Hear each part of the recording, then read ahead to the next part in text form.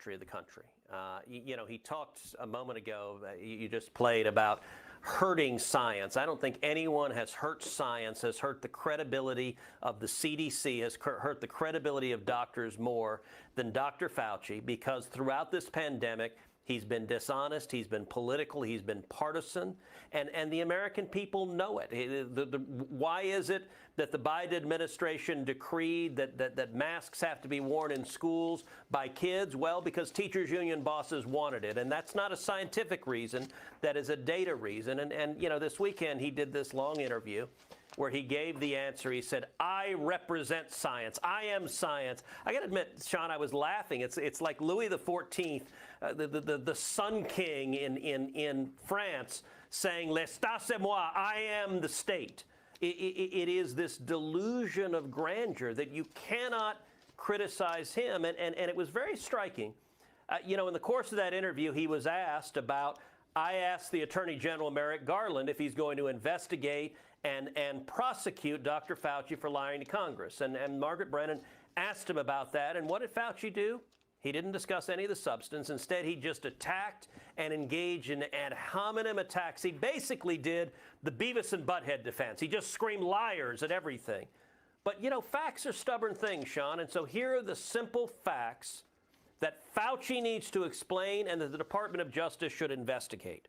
So on May 11th, Fauci testified before a Senate committee that, quote, the NIH has not ever and does not now fund gain-of-function research in the Wuhan Institute of Virology. That's a clear, categorical statement. But then on October 20th, the NIH wrote that they funded an experiment at the Wuhan lab testing, quote, if spike proteins from naturally occurring bat coronaviruses circulating in China were capable of binding to the human ACE2 receptor in a mouse model. That is gain-of-function research. That is taking an existing virus and modifying it to make it more dangerous to humans. And listen, at the end of the day, 18 U.S.C. Section 1001 makes it a felony, punishable by up to 5 years in prison for lying to Congress. The statements from Dr. Fauci and the NIH are directly contradictory. And I got to say, I think Margaret Brennan is a talented journalist, but she dropped the ball in not following up, letting him just respond with insults instead of asking him the simple question. You stated that we don't fund gain-of-function research. The NIH stated we do fund gain-of-function research. They can't both be true. And if you lied to Congress, it's a felony. She didn't press him on that. And the reason this matters is and I think the decision yesterday by the CDC to reverse its guidance and to mandate masks for vaccinated people is the kind of decision that is infuriating people across this country. I believe the CDC's decision yesterday was politics. It wasn't science. It was a decision that somehow pretends vaccines don't work.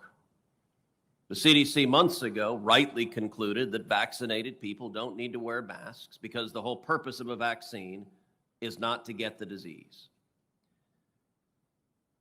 That decision was right. The science hasn't changed.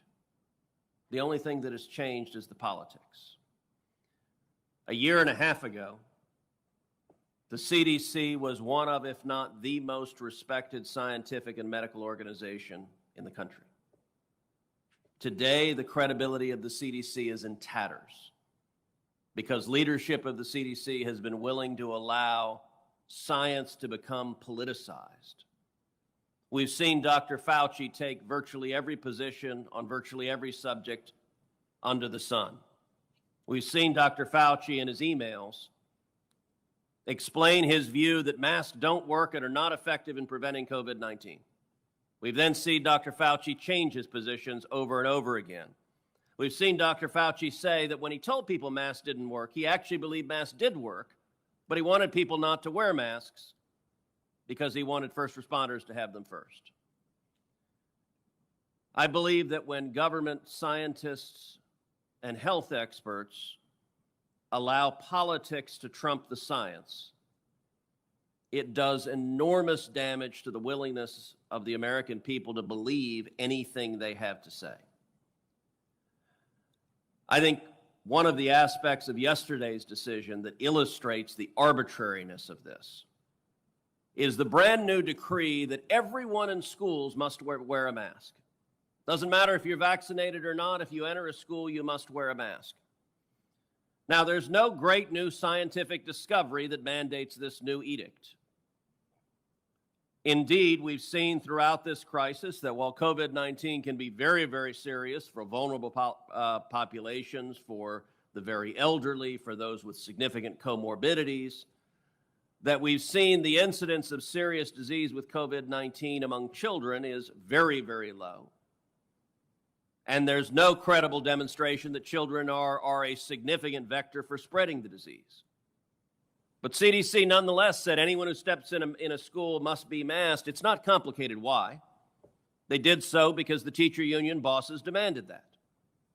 That is a political decision. Political players can make political decisions. It wouldn't surprise me to see elected officials deciding I'm going to give the union bosses what they demand, but that is not what the Center for Disease Control should be doing. My view on COVID, it is serious. We should take serious steps to combat it. We have taken extraordinary steps to combat COVID-19, including an unprecedented effort to develop vaccines, hundreds of millions of which have been administered, as we've come together and fought against this disease. But we've also seen stupid policies. We've seen lockdowns across this country that have shut down small businesses, destroyed restaurants, destroyed bars, destroyed generational businesses. We've seen schools shut down. Tens of millions of children sent home for over a year. Children who are falling behind academically, who are falling behind in reading, who are falling behind in math. And the children being hurt are disproportionately low income. They are disproportionately Hispanic and African American. And nonetheless, the edicts to shut down schools have continued. They were utterly unjustifiable. My view is simple. We should not have mandates. What does that mean? That means no mask mandates. That means no vaccine mandates. And I will say, you know, it was interesting as I was reading through this COVID bill, Section 107, talking about what foreign governments are doing. An awful lot of the description of foreign governments can apply to our own government. So Section 107 of this bill says certain foreign governments have taken measures in response to COVID-19 that violate the human rights of their citizens without clear public health justification. Well, I think you could delete the word foreign in that because we've seen governments here domestically arbitrarily exercising power as well. This Section 107 also says governments using the COVID-19 pandemic as a pretext for repression have undermined democratic institutions, check. Debilitated institutions for transparency and public integrity, check. Quashed legitimate dissent. I might remind you that Anthony Fauci in those emails asked Facebook to silence anyone who said anything different than the government directive on speech, including if you suggested the origin of the Wuhan virus was actually in Wuhan, China, in a Chinese government lab. And Facebook willingly complied, censored that view. You're not allowed to have that view that this escaped from the government lab. Then, miraculously, a couple of months ago, the administration was forced to recognize, well, yeah, there's actually very significant evidence that the Wuhan virus escaped from a Chinese government lab in Wuhan, and beyond that it may well have been developed with government research with American taxpayer funding on gain-of-function research. Those views that were banned for a year are now acknowledged as having very significant scientific basis behind them. My view, there should be no mandates, no mask mandates, no vaccine mandates, and no vaccine passports. And what my amendment focuses on is just the last piece of it. Vaccine passports, and I will say finally, this should be a proposition that is bipartisan. The Biden administration at least claims to oppose vaccine passports. Jen Psaki at the White House said, let me be clear on this. I know there's a lot of questions.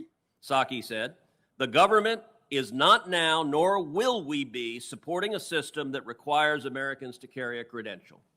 If that is right, if that is credible, then I would urge the committee to adopt my amendment prohibiting U.S. taxpayer funds from going to or the American government participating in an international body creating a vaccine passport.